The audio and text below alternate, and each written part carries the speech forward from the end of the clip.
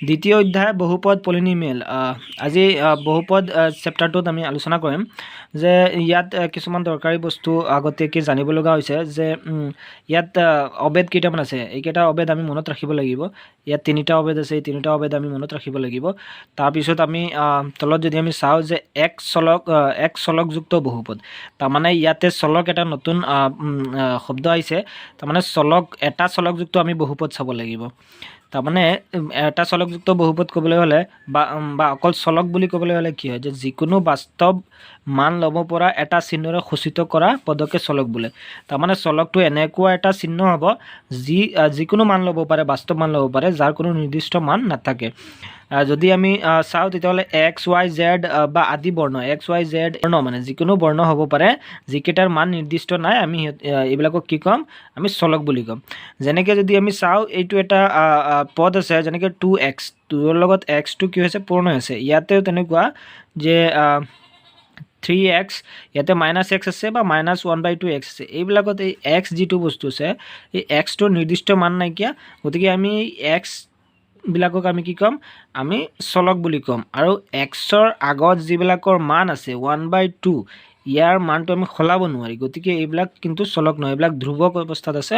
অকল এক্সটোহে চলক, যাৰ মান আমি যিকোনো মান দিব পাৰে। উদাহৰণস্বৰূপে যদি আমি চাওঁ, ইয়াত কি আছে? x³ - x² + 4x + 7, এইটো এটা এক চলকযুক্ত বহুপদ বুলি কৈছে। তাৰমানে ইয়াতে কি আছে? অকল এক্স আছে গোটেই বহুপদটোতে। বহুপদ বুলি কিয় কৈছে? যে এইটো এটা পদ, এইটো এটা পদ, এইটো এটা পদ, এইটো এটা পদ, এটাতকৈ বহুত পদ আছে, গতিকে এই গোটেইটোক বহুপদ বুলি কৈছে। এতিয়া এই বহুপদটোত চলক কেইটা আছে? অকল এক্স আছে, গতিকে ইয়াক কোৱা হৈছে যে এটা এক চলকযুক্ত বহুপদ। এনেদৰে যদি আমি চাওঁ, ইয়াত আৰু এটা কি আছে যে 3y² + 5y, এইটো এটা বহুপদ। ইয়াত কি হৈছে? ইয়াত চলক কি আছে? y আছে, গতিকে ইয়াক কোৱা হৈছে যে এটা y চলকযুক্ত বহুপদ। ইয়াত অকল y আছে, গতিকে y চলকযুক্ত বহুপদ। একেদৰে t² + 4, ইয়াতো কি হৈ আছে? এই বহুপদটোত অকল t এটা কি আছে? চলক আছে, গতিকে ইয়াক কি কৈছে? t চলকযুক্ত বহুপদ। ইয়াত যদি আমি চাওঁ x² + 2x বহুপদটোত x² আৰু 2x ৰাশি দুটাক বহুপদটোৰ পদ বোলে। ইয়াত কি কৈছে যে x² + 2x, এইটো যিটো বহুপদ আছে তাৰ আচলতে পদ কি হয়? এইটো দুইটা মিলি পেলাই বহুপদ হৈছে। তো ইয়াৰ পদ যদি আমি ভাঙি দিওঁ, তো পদ x² এইটো এটা বহুপদ আৰু 2x এটা বহুপদ, গতিকে এই ৰাশিটোৰ বহুপদ কি হৈ গ'ল? x² আৰু 2x ৰাশি দুটাক বহুপদটোৰ পদ বোলে, গতিকে এই দুটাক কি কোৱা হয়? এইটোৰ বহুপদটোৰ পদ বুলি কোৱা হৈছে। যদি কোৱা হয় যে এই ৰাশিটোৰ বহুপদটোৰ মানে পদকেইটা ক'ব লাগে, তেতিয়াহ'লে এটা হ'ল x², এটা হ'ল 2x। একেদৰে 3y² + 5y + 7 বহুপদটোৰ তিনিটা পদ ক্ৰমে কি আছে? এটা হৈছে 3y², এটা 5y, এটা 7, ইয়াতে দিয়া আছে।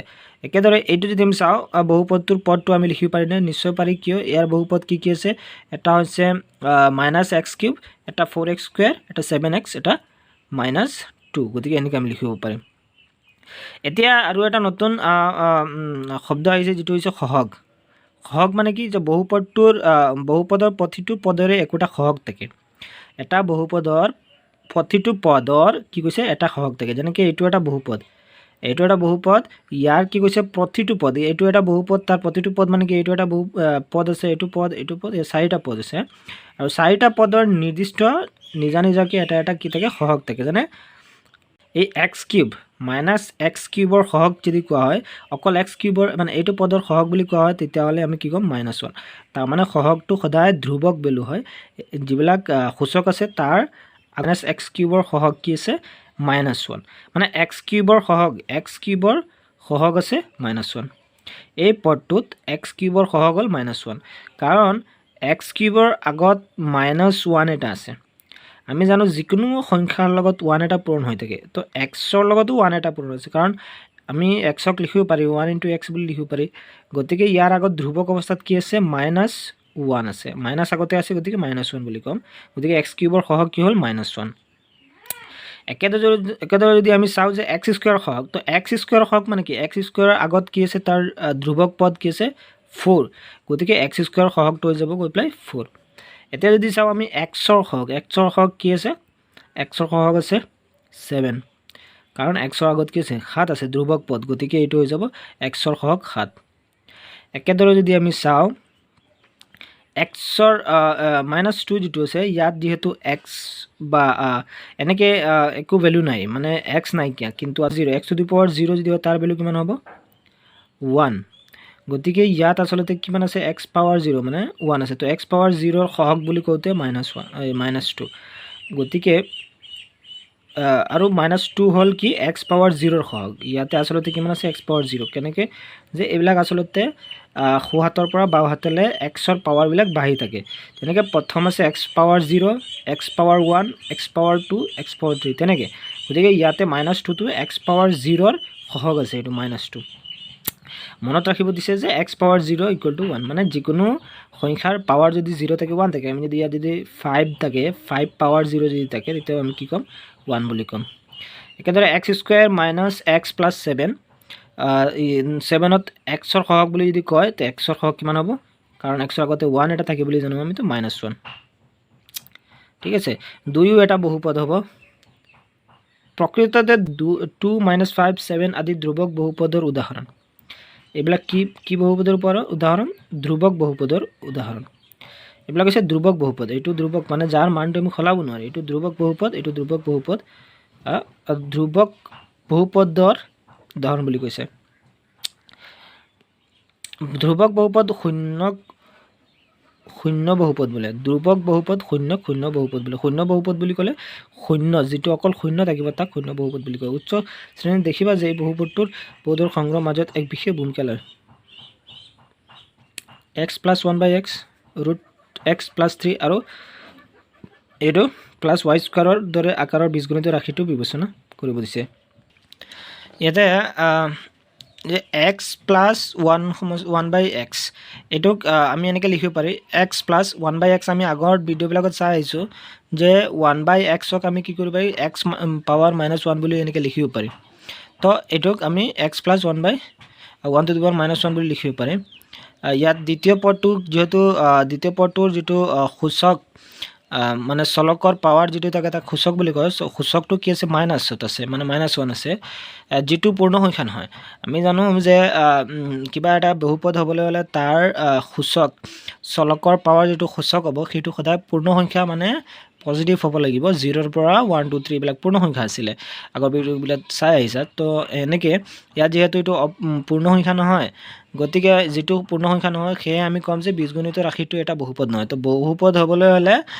কি হ'ব লাগিব যে চলকৰ যিটো সূচক সেইটো সদায় পূৰ্ণ সংখ্যা হ'ব লাগিব আকৌ যদি আমি চাওঁ √x + 3 আমি x½ + 3 বুলি লিখিব পাৰি নিশ্চয় আমি √টো যদি আমি উঠাই দিওঁ তেতিয়াহ'লে এইটো কি হৈ যায় পাৱাৰ হাফ হৈ যায় গতিকে x½ + x to the power half + 3 ৰূপত লিখিব পাৰি ইয়াত xৰ সূচক কি হয় হাফ যি পূৰ্ণ সংখ্যা নহয় xৰ সূচক কি হয় হাফ যি পূৰ্ণ সংখ্যা নহয় গতিকে √3 + x এটা বহুপদ নে নহয় কাৰণ আমি জানো যে বহুপদ হ'বলৈ হ'লে কি হ'ব লাগিব পূৰ্ণ সংখ্যা হ'ব লাগিব এই সূচকৰ মানটো তাৰ পাৱাৰ যিটো আছে সদায় এইটো কি হ'ব লাগিব পূৰ্ণ সংখ্যা হ'ব লাগিব গতিকে এইটো এটা বহুপদ নহয় এতিয়া এইটোৰ যদি চাওঁ সম্পৰ্কত মতামত এইটো আমি কি কৰিম y পাৱাৰ 1/3 বুলি লিখিব পাৰি +y² ইয়াত যেহেতু y পাৱাৰ 1/3 আছে এইটোকো আমি যেহেতু পূৰ্ণ সংখ্যা নহ'ব গতিকে এইটোকো আমি কি ক'ম বহুপদ বুলি নহয় বুলি ক'ম ঠিক আছে তো এটা বহুপদৰ যদি চলক x তেন্তে বহুপদটোক আমি px qx rx আদিৰে সূচিত কৰিব পাৰি গতিকে এইটো px বুলি ধৰিছে যদি এইটো px হয় তেতিয়া qx এইটো ry আৰু su এইটো কিছুমান এনেকুৱা বহুপদ দিয়া হৈছে যাক মনোমিয়েল বুলি কৈছে যি বহুপদত মাত্ৰ এটা পদ থাকে তাক মনোমিয়েল অৰ্থাৎ এক পদ বোলে মনো মানে হ'ল 1 এতিয়া তলৰ প্ৰতিটো বহুপদকে লক্ষ্য কৰা এইটো এটা বহুপদ px বুলি দিছে যে x + 1 এইটো qx x² - x এইটো ry y power 30 + 1 tu u power 43 - u² এই বহুপদ কেইটাৰ প্ৰকৃততে কেইটা পদ আছে ইয়াৰ প্ৰতিটোতে আচলতে দুটা পদ আছে ইয়াত দুটা আছে ইয়াত দুটা আছে ইয়াতো দুটা পদ আছে যি পদত মাত্ৰ দুটা পদ থাকে তাক দ্বিপদ বুলি কোৱা হয় বাই মানে 2 গতিকে বাইনমিয়েল বুলি কোৱা হৈছে তিনিটা পদ বিশিষ্ট বহুপদক ট্ৰাইনমিয়েল বোলে কেইটামান ত্ৰিপদ হ'ল যে এইটো x + x² + পাই এটা তিনিটা পদ আছে ইয়াতো তিনিটা পদ আছে ইয়াতো কি আছে তিনিটা পদ গতিকে এইবিলাক তিনিটা পদ বুলি কোৱা হৈছে। এতিয়া এই সমীকৰণটোক লক্ষ্য কৰা, ইয়াতে কি আছে যে 5y power 6 minus 4y square minus 6 এই বহুপদটোত সূচকৰ যিটো হায়েষ্ট যিটো চলকৰ যিটো হায়েষ্ট সূচক আছে বা সৰ্বোচ্চ মান যদি চাওঁ, বহুপদটোত ৱাইৰ সৰ্বোচ্চ সূচকযুক্ত পদটো কিমান আছে, আচলতে ৱাইৰ যিটো সৰ্বোচ্চ সূচক থকা ৱাইৰ মান কিমান আছে এই পদটোত আছে, মানে 5y পাৱাৰ 6 এইটোতে কি আছে, এইটো বেছি আছে, ইয়াতে কিন্তু 2 আছে, কম আছে। ইয়াত যদি আমি চাওঁ 0 আছিলে, গতিকে হায়েষ্ট কিমান আছে 5y পাৱাৰ 6, এইটো বেছি আছে, গতিকে এইটোক ধৰা হৈছে 5y পাৱাৰ 6। আৰু এই পদত ৱাইৰ সূচক হ'ল কিমান, এই পদটোত ৱাইৰ সূচক কিমান আছে 6, মানে এই গোটেই বহুপদটোত যদি আমি চাওঁ চলকৰ হায়েষ্ট সূচকৰ মান কিমান আছে, সৰ্বোচ্চ ঘাতক বহুপদটোৰ মাত্ৰা বোলা হয়। আচলতে চলক এটাৰ যিটো চলকৰ যিটো সূচক থাকে, এইটো যদি গোটেই চলকটোৰ যদি হায়েষ্ট মাত্ৰা হয়, হায়েষ্ট চলকটোৰ যিটো চলকৰ চবতকৈ বেছি যিটো সূচকৰ মান হ'ব, সেই সূচকটোক ঘাত বুলি কোৱা হয়। আৰু সেই ঘাতৰ টোটেল যিটো হায়েষ্ট যিটো আছে, সেই ঘাতটোকে কি বুলি কোৱা হয়, মাত্ৰা বুলি কোৱা হয়। যেনে 3x to the power 7 minus 4x power 6 plus x plus 9। ইয়াত চলক কি আছে, চলক x আছে, চলক x আছে, তাৰ সূচক কি আছে, 7 আছে, 6 আছে, আৰু ইয়াতে কিমান আছে 1 আছে। ইয়াত যদি আমি চাওঁ 0 আছে, গতিকে চবতকৈ বেছি কি আছে তাত চলকৰ সূচকৰ মান 7, গতিকে এই 7টো কি বুলি কোৱা হ'ব, এই বহুপদটোৰ মাত্ৰা বুলি কোৱা হ'ব।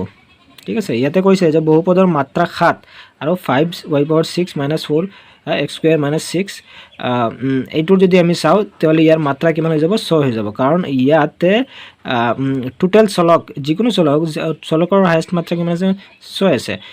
কাৰণ এইটো যদি এক্সৰ ক্ষেত্ৰত চাওঁ তে এক্সৰ কিমান আছে, মাত্ৰ 2, ইয়াত ৱাইৰ কিমান আছে, 6 আছে, গতিকে হায়েষ্ট কিমান আছে চলকৰ, যিকোনো চলক হ'ব পাৰে, অকল চলকৰ হায়েষ্ট মাত্ৰা যিটো এইটো চাম, তো 6 আছে, গতিকে ইয়াৰ মাত্ৰা হৈ গ'ল 6। এটা অশূন্য দ্ৰৱক বহুপদৰ মাত্ৰা হ'ল 0। অশূন্য দ্ৰৱক মানে কনষ্টেণ্ট থকা, যেনেকৈ 9, ইয়াৰ যদি আমি অকল 9 থাকে তেতিয়াহ'লে তাৰ যদি আমি মাত্ৰাৰ কথা কওঁ, অকল 9 এটা পদ থাকিলে তেতিয়াহ'লে আমি কম এইটো 0।